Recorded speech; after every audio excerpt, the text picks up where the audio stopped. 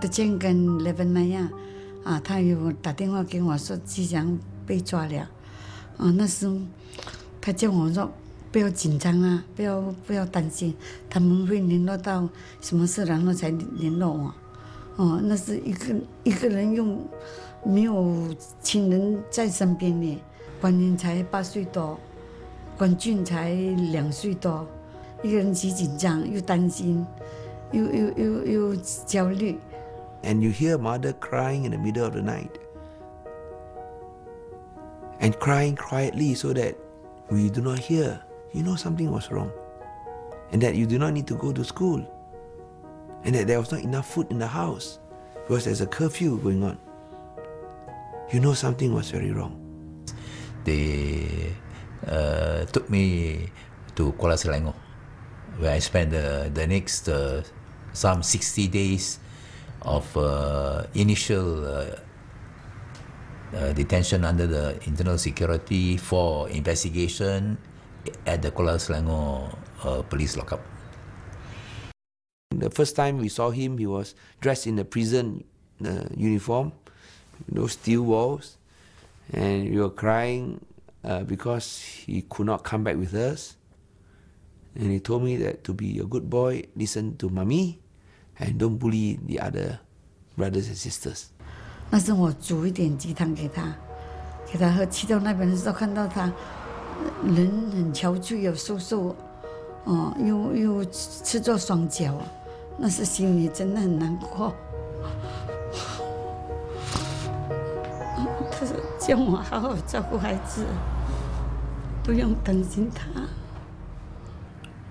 Well, I think you're fired by the sense of injustice that you have been a victim because of they have done no wrong, and that this is oppression at its worst, tyranny of the majority, and you're fired by that sense of injustice, and I think that kept you going. Held in Moa detention camp just 32 miles away from his childhood home, Kit Siang enrolled to study law through London University. It was a way to make use of the time. I managed to sit for my first exam. I managed to pass, and was supposed to prepare for my second exam. But by that time, on the 1st of October 1970, I was released.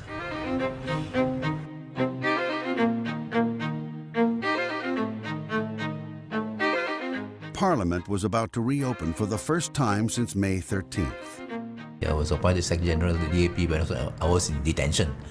So it become how tenable and how credible is a restoration if the leader of the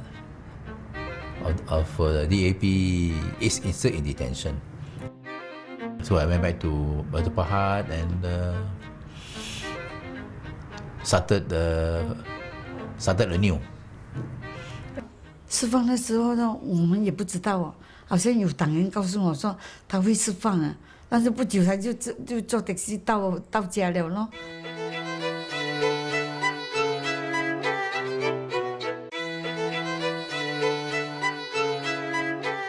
那时候我们极高兴比中马票更高兴看到他能够平安的到家，而且孩子每个都很高兴这样，我家婆也是很高兴。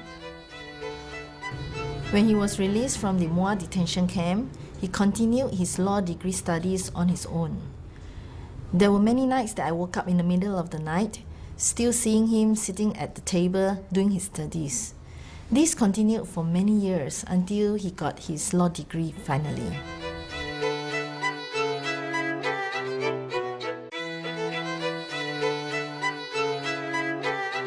Very difficult times to try to rebuild public confidence, rebuild the party to move forward.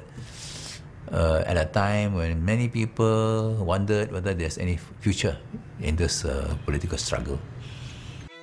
As the new leader of the party, Kit Siang determined to prove there was a future. He began carving a reputation for tackling issues unflinchingly whenever they arose.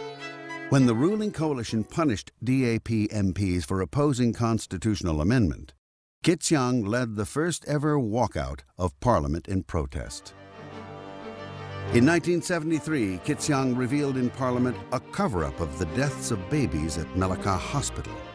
He called for a commission inquiry into a hunger strike by over 200 political detainees. He called for abolition of the Internal Security Act. He was convicted under the Official Secrets Act for exposing irregularities in a government arms deal. Highlighted the $2.5 billion BMF scandal. Exposed the North-South Highway privatization scandal. Misappropriation of 1.5 billion ringgit of co-op deposits. And launched the Save Bukit China campaign.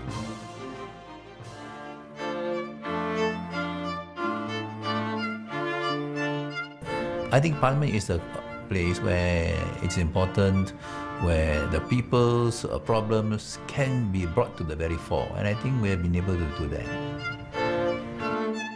The uncompromising stance helped the DAP to steady electoral growth. By 1978, the DAP was Malaysia's largest parliamentary opposition party, and Lim Kit Siang continued to be the parliamentary opposition leader for 30 years to come. Up until recently, the Parliament has been largely two-thirds, and it's been a majority for one side. Lim Kit Siang has basically been that check that the system has to go through when any policies are being introduced. And I think there's a sense sometimes of denial of the challenges of corruption, the denial of the problems of ethnic imbalance, the problems of racism, that I think are very much part of the polity of Malaysia. And Lim Kit Siang, in many ways, put some of these things on the table.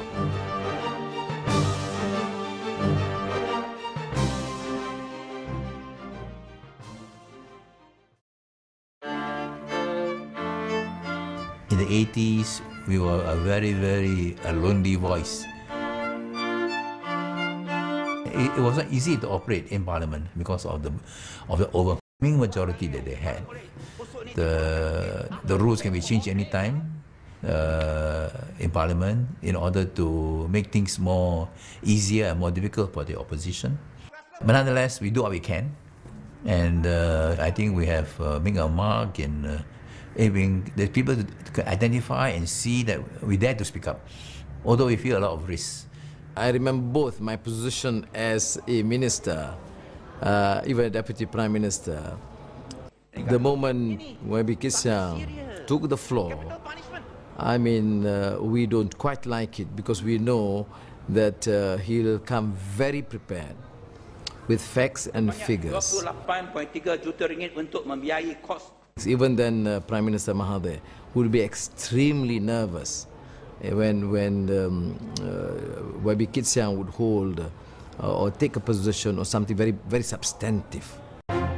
Despite the challenges, the DAP had set its sights on new targets, a demonstration that the party could apply its principled, even-handed approach in government.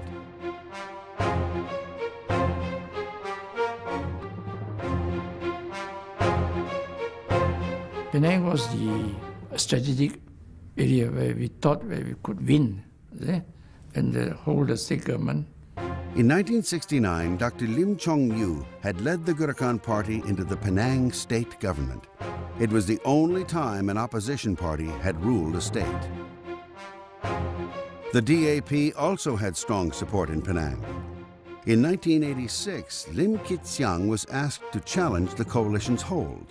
Because of the very important, if we can, in particular, win the Penang state, state power, the decision was taken that, okay, finally I make the move. Although it's a very great, a very agonizing one to move the family from Malacca to Penang. Kit Siang stood in Tanjong and the state seat in Kampung Kolam, determined not to let the party down. From morning to night, he would shake everybody's hands, give speeches in the charamas, 4 to 5 a night. And then talk with his staff about strategies and print out his press statements. After 4 to 5 days of this walking around, I asked him, "Aren't you tired, Dad? Because I'm exhausted." He says, "No, but this must go on. We cannot give up. We have to continue so that we can win the general elections."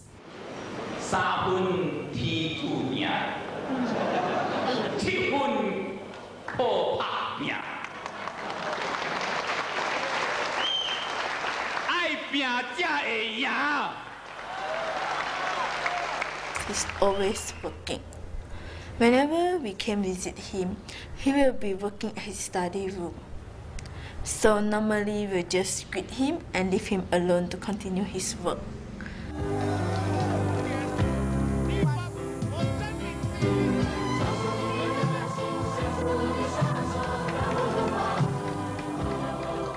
Kit Siang did win both state and parliamentary seats.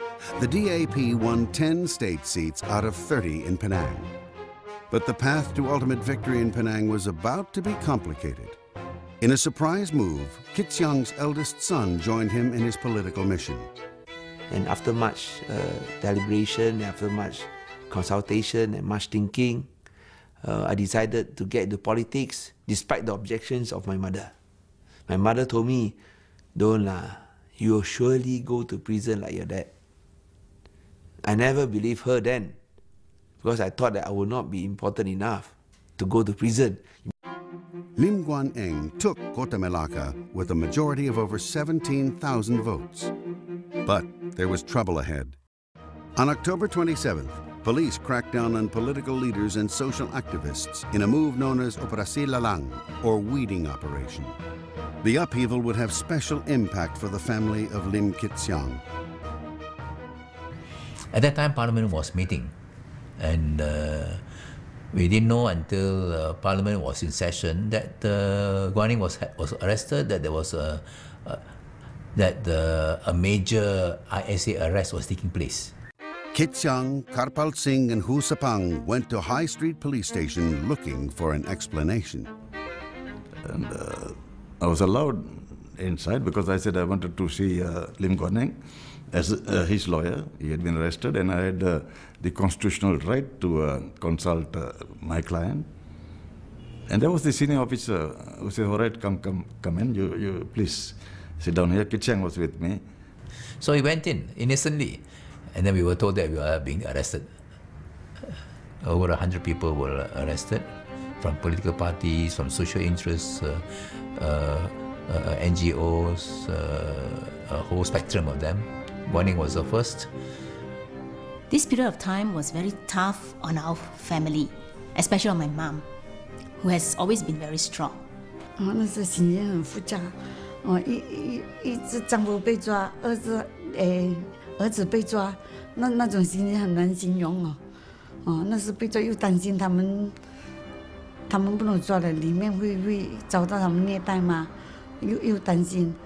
For the next 10 days, my mother and I never knew where both of them were, never knew how were they. It was actually the longest 10 days for my mom and I. This was the second time my mother has to go through this pain.